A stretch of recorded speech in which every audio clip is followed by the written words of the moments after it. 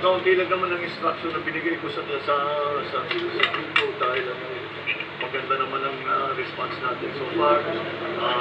Sinabihan ko na sila mag-focus lang ng mabuti doon sa mga areas na sa hanggang ngayon ay hindi pa natin may pasok. So yun ang magiging next na priority na gagawin ng DSWD, pati na siyempre public works because yung mga daanan sa landslide, kailangan pagtulungan sila sa LGU para mag-clear yung daan. The only other main issue was the suggestion that the entire Metro Manila will be put under a state of calamity. And this is because talagang hindi maganda ang flooding dito ang nangyari dito sa Metro Manila.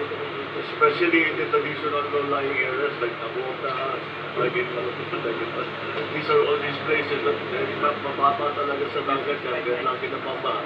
Nasira pa yung flood control natin dahil binangga ng barko. Kaya halos lahat ng bayan ay nasa nakalubog sa tubig. So led by our DLD Secretary, together with the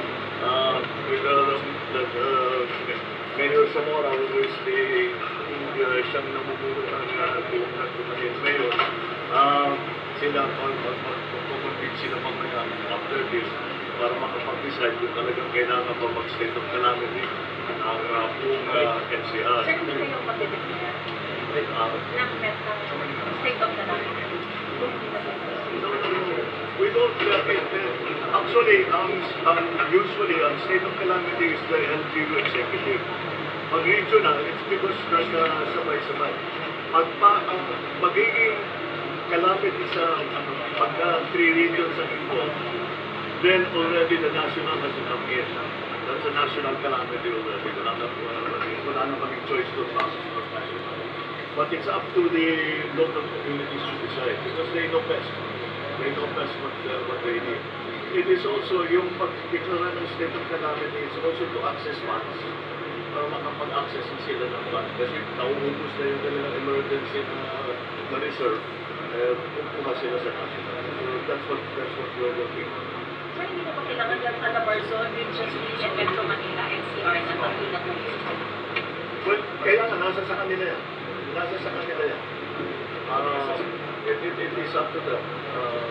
That is very much a prerogative.